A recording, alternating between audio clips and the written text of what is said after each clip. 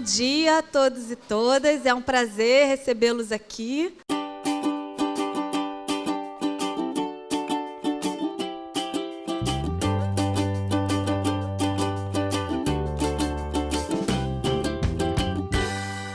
A primeira questão que eu queria destacar em relação ao lugar da educação infantil numa política de primeira infância é essa força institucional dessa política. O nosso problema não é sabermos o que fazer, é fazer bem para todos.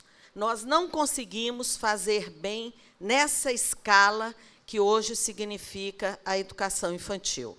Então, a educação é uma política setorial, e, dentro dessa política setorial, a forma que ela inclui, atua, em relação à população de 0 a 6, é ofertando a educação infantil como primeira etapa da educação básica. Vou falar um pouco da Avaliação Nacional de Educação Infantil.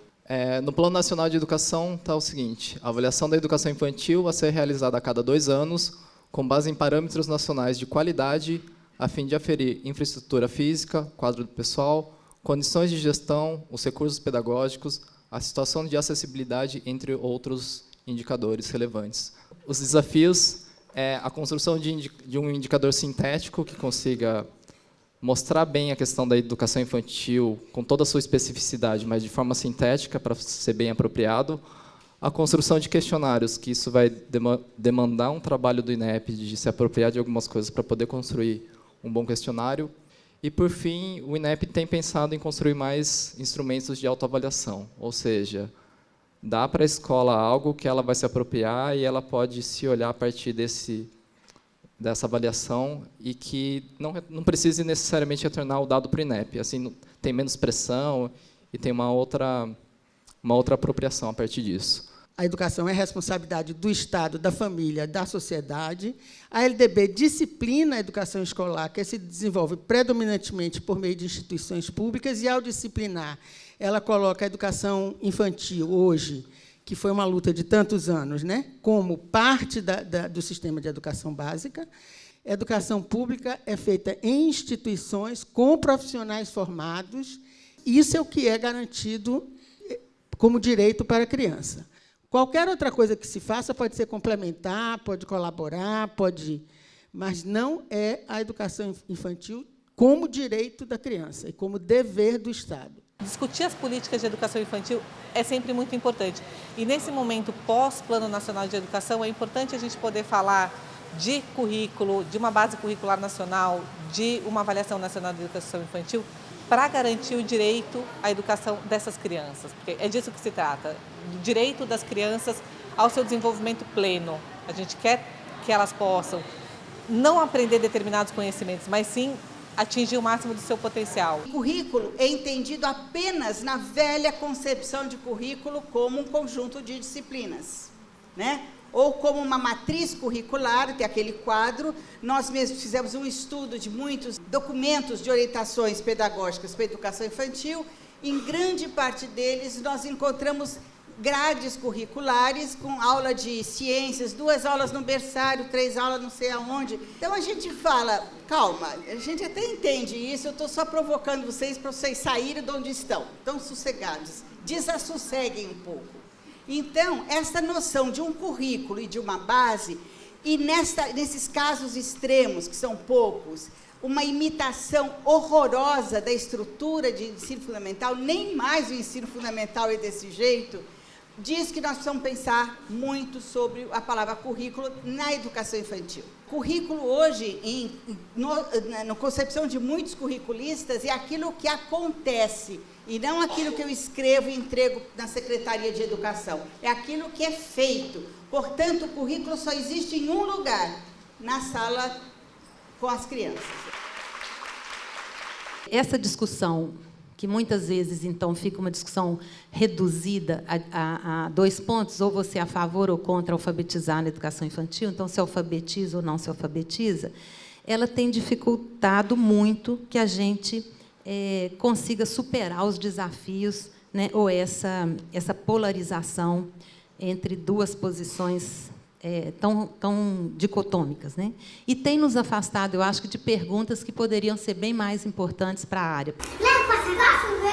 E a quarta-capa? A quarta-capa está falando assim, ó, cão e gralha são amigos, mas quando Raposa aparece na mata, tudo muda. Raposa é um drama exemplar sobre amizade, lealdade, risco e traição. Um tema profundo para todas as idades.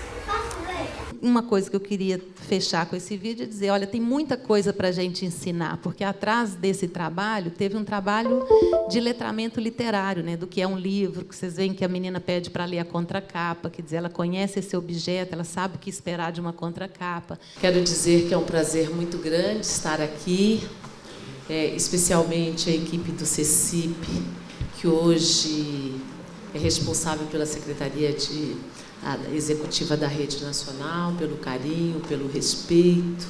Falei com o Cláudio que tomei a liberdade de fazer uso das imagens que ele produziu para este seminário, até porque eu entendo que para as crianças saírem da caixa, é preciso que os professores também saiam da caixa. E aí eu começo com uma fala de Paulo Freire, que ele diz, não se pode falar em educação sem amor. E eu digo, não se pode falar em educação e formação de professores sem falar em processo de humanização.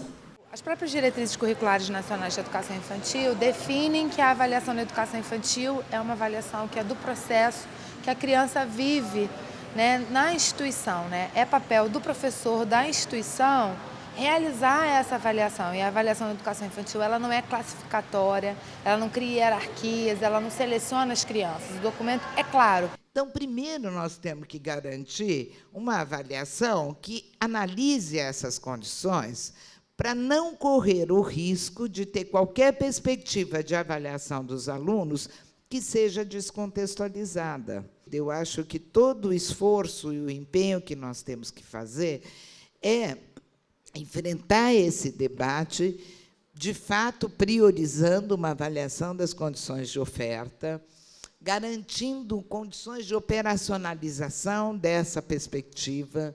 Discutir a avaliação é afirmar um determinado projeto educacional e social. Nós podemos, por meio da avaliação, tanto afirmar um projeto de inclusão de uma escola de qualidade para todos, quanto nós podemos, por meio da avaliação, e ela tem poder para isso, afirmar um projeto que caminhe numa perspectiva classificatória, numa perspectiva seletiva e numa perspectiva excludente. Não se escolhe impunemente os caminhos a serem seguidos na avaliação. Então, a gente encerra essa mesa, encerra o seminário, mas na expectativa que o diálogo, que as reflexões estejam só começando. Fica aqui o convite e a provocação para que a gente crie outros espaços para refletir sobre a base, para refletir sobre a avaliação. Então, é um pouco... A gente encerra, mas com o desejo que isso seja só o começo da conversa.